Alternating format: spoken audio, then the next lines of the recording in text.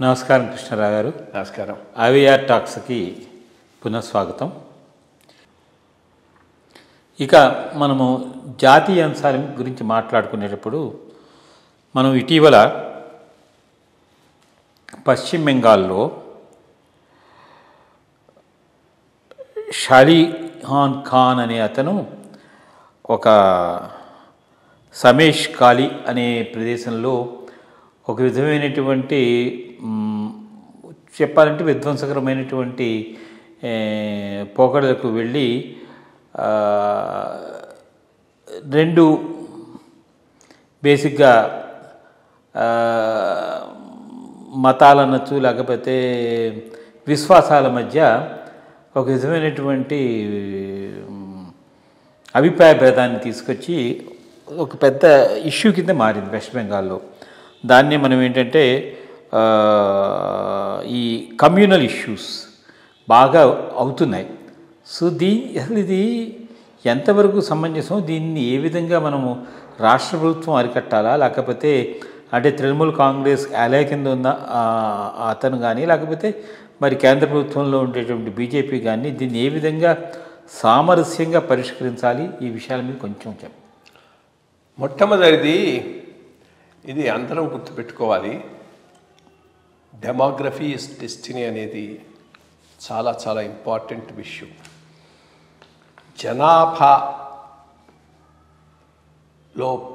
ఉండేటటువంటి ప్రపోర్షన్ మారితే ఎక్కడైనా కానీ ఇటువంటి సమస్యలు వచ్చేటటువంటి అవకాశం ఉన్నది. దానికి వెస్ట్ బెంగాల్ ఈనాడు ఒక పెద్ద నిదర్శనం. ఒక రకంగా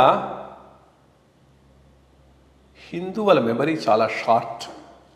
ఇప్పుడు అదే బంగ్లాదేశ్ కాదు, ఈస్ట్ పాకిస్తాన్ సపరేట్ అయినప్పుడు ఎంత విధ్వంసం సృష్టించారు. నవఖాళీ మిగిలిన చోట్ల మొత్తం ఆ ఈస్ట్ బెంగాల్లో అంతా, కల్కటాలో డైరెక్ట్ యాక్షన్ రోజు అక్కడ కూడా విపరీతమైనటువంటి దీన్ని సృష్టించి మాకు కావాలి అని సపరేట్ కంట్రీ తీసుకున్నారు. సరే, అది సపరేట్ కంట్రీగా నిలవలేదు, ఆ పైన ఇంకొక సపరేట్ కంట్రీ అయింది, ఈస్ట్ పాకిస్తాన్ నుంచి బంగ్లాదేశ్గా మారింది. కానీ నెమ్మదిగా అక్కడి నుంచి వలసలు రావటం మొదలెట్టారు. ఈ వలసలు ఒక సైడ్ అస్సాంకు పోయినాయి, ఇంకో సైడ్ వెస్ట్ బెంగాల్కు వచ్చేసాయి. దాంతో వెస్ట్ బెంగాల్ రాష్ట్రంలో స్లోగా డెమోగ్రఫీ చేంజ్ అయింది. కొన్ని ప్రాంతాల్లో హిందువులు మైనారిటీ అయిపోయినారు, ముస్లిమ్స్ మెజారిటీ అయిపోయినారు. వలసకు వచ్చినటువంటి వాళ్ళతోనూ ఇప్పుడు ఇంకా రోహింగ్స్ కూడా దాంట్లో జాయిన్ అయిపోతున్నారు.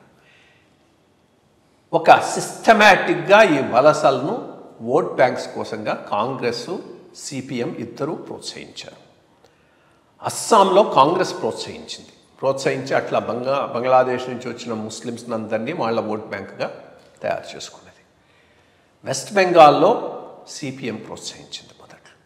ఈరోజు తృణమూల్ కాంగ్రెస్ కూడా అదే సిస్టమ్ను ఫాలో అవుతూ ఎవరైతే ఆ రోజు సిపిఎంకు ఓట్ బ్యాంక్గా ఉన్నారో ఇప్పుడు వీళ్లకు ఓట్ బ్యాంక్గా మర్చుకొని దానికి అనుగుణంగా కమ్యూనల్ పాలిటిక్స్ ప్లే చేస్తూ ఉన్నారు. దీనిని ఎంత త్వరగా మనం ఐడెంటిఫై చేసి దీనికి ఒక సొల్యూషన్ ఆలోచించుకోకపోతే మాత్రం పెద్ద ప్రమాదమే పడుతుంది.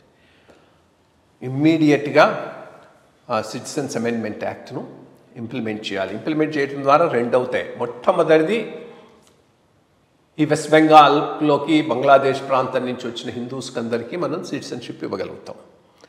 అట్ ది సేమ్ టైం అట్లా వచ్చి ఇక్కడ ఉన్నటువంటి నాన్ హిందూస్ను మనం ఐడెంటిఫై చేయగలిగితే వాళ్ళు ఆల్రెడీ సిటిజన్షిప్పో లేకపోతే కార్డో అందరికీ తెచ్చేసుకొని ఉంటారు, ఆధార్లు గిదాలు తెచ్చుకొని ఉంటారు, పాన్ కార్డులు, ఎలక్ట్రికల్ రోల్స్ అన్నిట్లో వచ్చేసి ఉంటారు. వాళ్ళను సిస్టమేటిక్గా ఈ రోల్స్ నుంచి తీసేసి ఎలక్టరల్ రైట్ లేకుండా చేయకపోతే ఇంకా అది గాన్ కేసే. బంగ్లాదేశ్ అంతా, వెస్ట్ బెంగాల్ కూడా అదే రకంగా తయారయ్యేటటువంటి అవకాశం ఉన్నది. సో ఐ థింక్ 2024 తర్వాత మిగిలిన రాష్ట్రాలు ఎట్లా ఉన్నా వెస్ట్ బెంగాల్ మీద కేంద్ర ప్రభుత్వం చాలా స్పెషల్ ఫోకస్ పెట్టాల్సిన అవసరం ఉంది.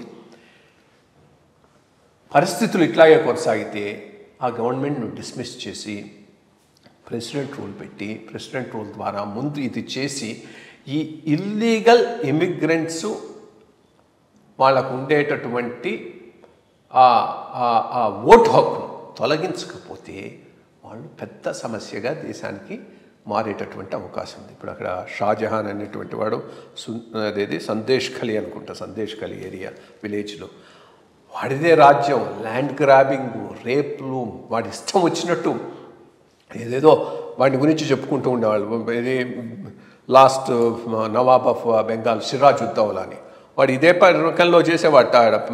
పొత్తు ఎవరుంటే వాళ్ళని ఎత్తుకొని పోవటం, మనుషులను బోట్లను ముంచేసి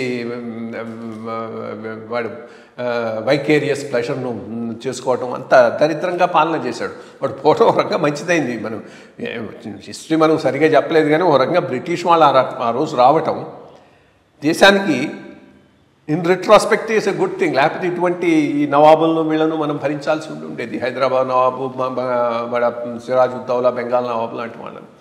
సో ఇది చాలా ఇంపార్టెంట్ ఇష్యూ. దీన్ని అంత సులభంగా వదిలేయకూడదు.